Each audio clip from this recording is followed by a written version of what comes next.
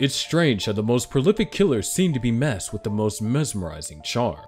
Ted Bundy was an attractive family man with a beautiful, loving wife and an attractive personality. Definitely the complete opposite of what we may think a character like this would be. This fact leaves suspicion for everyone that passes by that friendly face on their daily walk, or the cashier they make small talk with at the grocery store. We must all ask ourselves, how can we recognize the signs? Is anyone truly safe? Diving into the deeds of Ted Bundy may help us answer these questions. In 1972, Ted Bundy was a promising college graduate, ready to flourish in a potential career in politics or law. Unfortunately for women of Washington, Utah, Oregon, Colorado, and Florida, Bundy had discovered a passion in life that college didn't prepare him for. Linda Ann Healy was a college student living in Seattle, Washington. She loved appearing on the morning radio, sharing the weather and ski reports. She was on the road to a positive future until she met Ted Bundy. On a seemingly regular night in 1974, Linda vanished out of her home, leaving only behind a bloody nightgown in her closet. With her bed made neatly and not a single shred of evidence, Linda would be the first in a string of girls that would eventually be discovered on Taylor Mountain, all met with the carnage of Ted Bundy. But this wouldn't be the end of his wrath. Before his victims could be discovered, he moved to Salt Lake City, Utah, where he would continue his vicious rages on women. Improving his craft, he wrapped his arms in slings or walked on crutches to lure victims to his aid, usually in the form of helping him carry things in or out of his car. Unsuspecting women, under the guise of doing a good deed, would be shocked by the clang of a crowbar slamming into their skull, followed by the scratching of handcuffs being wrapped around their wrists.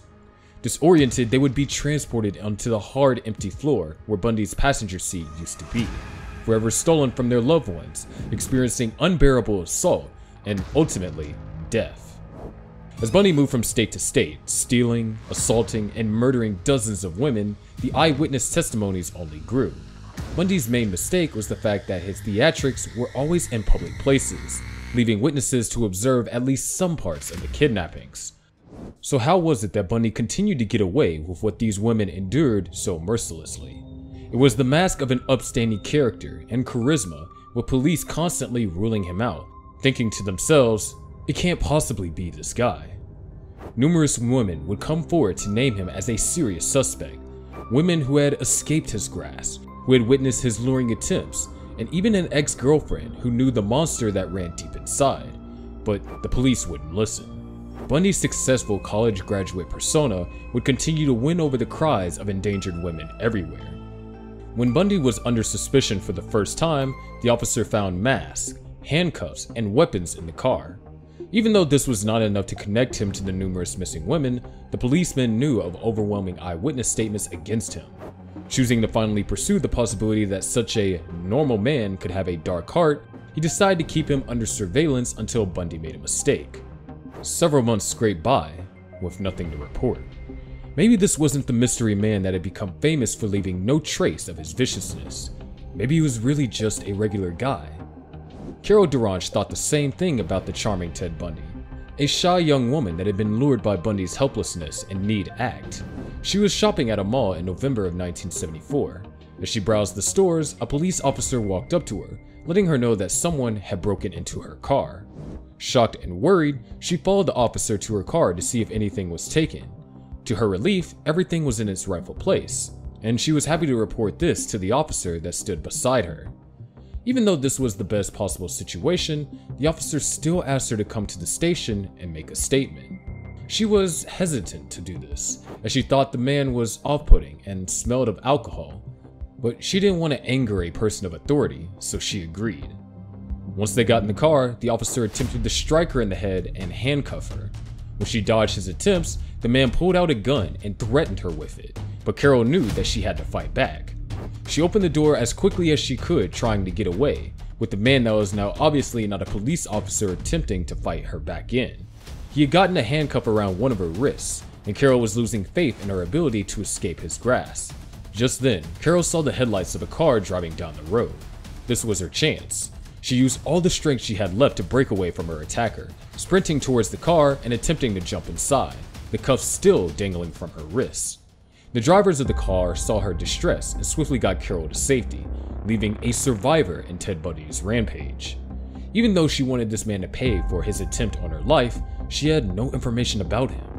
But this was the very beginning of Ted Bundy's journey of darkness, at a time where criminal technology was limited and suspicion was not yet placed on him. However, by 1976, a break in the case would finally move things along. During these months, police were trying to track down the notorious vehicles that had been described so frequently by eyewitnesses, and by Carol Durant, Bundy's brown Volkswagen Beetle. They had found its new owner after Bundy had sold it, swiftly gathering any evidence they could find to track down the mystery murderer that was terrorizing women across the western United States. To their pleasant surprise, they found 3 hairs inside the vehicle, 3 hairs that matched 3 of Bundy's victims. With this newfound evidence, they were quick to call Carol Durant, the woman that had escaped his grasp almost a year before. When she arrived at the police station and saw Bundy's face, she relived the moment of her kidnapping all over again. She could never forget the evil in his eyes. Bundy was finally arrested for at least one of his crimes, the kidnapping and attack on Carol Durant.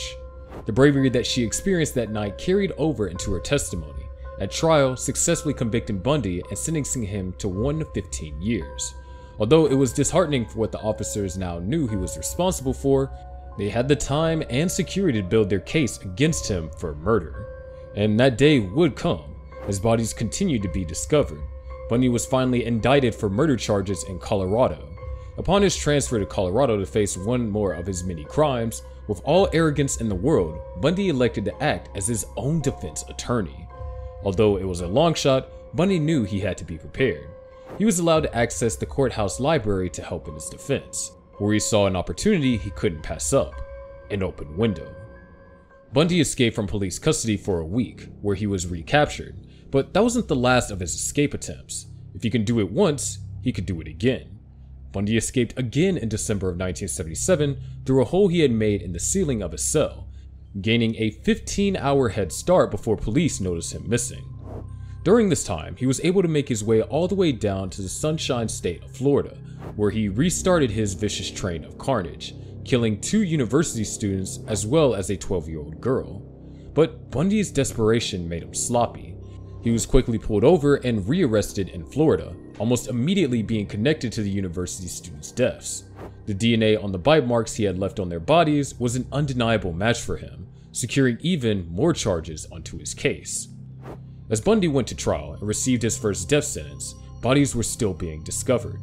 By the time it was all over, Bundy had received 3 death sentences.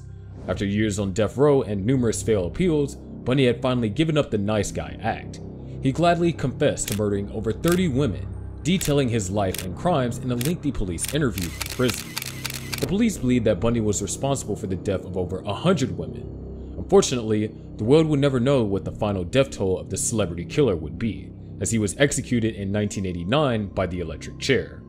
The friendly face with sinister intentions, the supervillain of the 1970s reign of terror, was finally over. Fortunately, we have learned a little better from the lessons of Ted Bundy that the nice guy act is just that, an act. Do you think that if Ted Bundy were a different kind of guy, that he would have been caught sooner? Let us know in the comments. If you want to see more videos just like this one, don't forget to like, subscribe, and hit the bell. But until next time.